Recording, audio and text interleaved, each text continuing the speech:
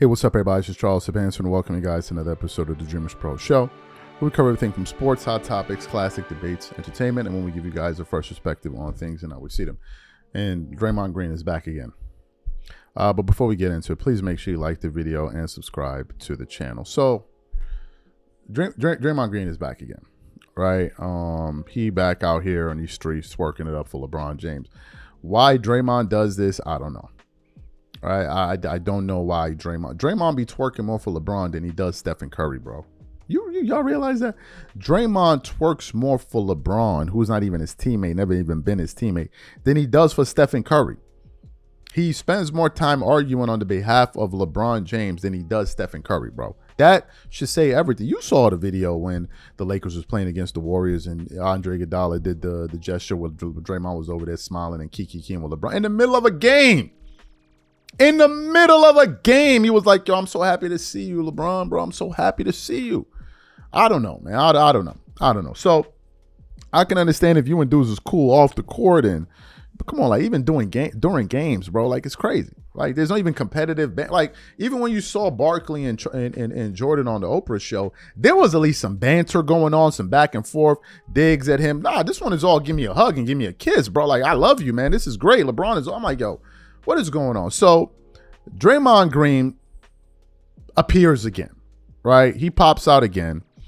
And I saw this post last night. So apparently he was on Kai Cenat's stream. I've never seen a stream in my life, right? I've never seen it, never, ever seen it. So the post comes up and it's from sideline sources and it says this. I'm going to just show you the post first. MJ had Pippen. Bron was winning games with Matthew Dellavedova. That guy stinks. No disrespect. Draymond Green on why LeBron James is the GOAT. So I saw that and I'm like, come on, man. You can't who has time for these dudes, man? Because the reason I have the reaction I'm having is that it's so, this is like, these arguments are so lame and they're so weak. It's like, are we even here? So shout out to Too Raw for TV. He was doing a show about it, and he was actually able to track down the audio of this, of Draymond saying this on Kai Cenat's live stream. So what we want to do is want to play what Draymond Green had to say so you guys can hear it for yourselves, and then want to come back and continue on the show. Take a listen to what Draymond Green had to say here. I don't think MJ had many guys that went through that. Like Scottie Pippen is like Matthew Dellavedova. Deli stinks. Like Matt, he won 2 games in the NBA Finals with Deli. Like stinks. Matthew Dellavedova. I got a lot of respect for Deli. Stinks. I respect his game. Completely stinks. Like he can win with like guys like that. So you heard what he had to say. According to Draymond Green, he was dropping gems. According to him and people that think like him, son was dropping gems.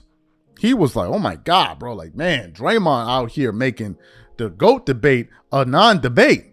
Oh my God. Did you hear the point he said there? This is incredible. Draymond, you got it.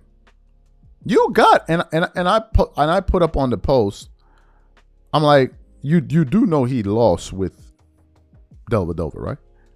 I mean, you do know that. You talking like as if he won game. He lost the championship. But let's get to the larger point here. Draymond is essentially saying that LeBron has played with bad basketball players and still been able to win games. Hasn't many great players that play with bad players won basketball games? I can understand if you're saying he won championships with them. But winning games is the bar now? That's what we're winning, what, regular season game or playoff game? So you have that aspect of it. Was Draymond Green not on Earth when they dropped the 2020 Last Dance docuseries? Was he not here? Was Draymond not here? When Jordan got to the Bulls, what were they known for? What was the Chicago Bulls known for? What were the jokes about them around the NBA? They were drug users and crackheads and all. That's the organization Michael Jordan joined.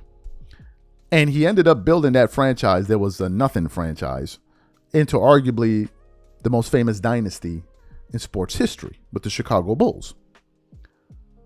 When we were watching the Last Dance docuseries in Game 6 versus Utah, what was happening in Game 6, Draymond? Because I'm sure you're the historian of the sport.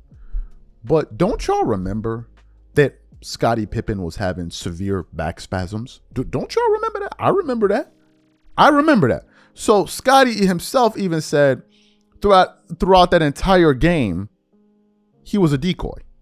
He was a non-factor. Now, this is in a finals game. So Scottie was there in presence, but he wasn't there in impact. What did Jordan do in that game, Draymond? When he was playing with all the other players, what did he do? What did he do? Did he not go out there and win the finals with that performance that he did? But let's take it a step further. Let's do the inverse of this argument. Let's switch from the bad players that these guys played with. Instead, let's look at the good players that they played with. Let me ask you guys a question since we're playing the hypothetical game. How many championships do you think Michael Jordan would have won in his 15-year NBA career if Jordan got to play alongside talents like Kyrie Irving, Dwayne Wade, Kevin Love, Chris Bosh, Luka Doncic, and Anthony Davis? How many championship trophies do you think Michael Jordan could have been able to win?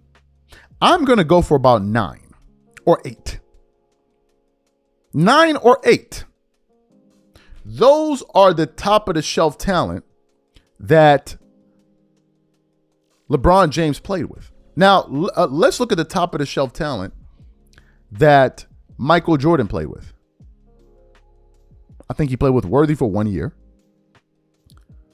He played with Horace Grant, who I believe is in the Hall of Fame. Tony Kukoc, who's in the Hall of Fame. Dennis Rodman, who's in the Hall of Fame. And Scottie Pippen, who's in the Hall of Fame. Which one of those players that I just listed is better than Anthony Davis? Which one of them? Which one of them is more talented offensively and talented as offensively and defensively when we're talking about the entire package as Anthony Davis?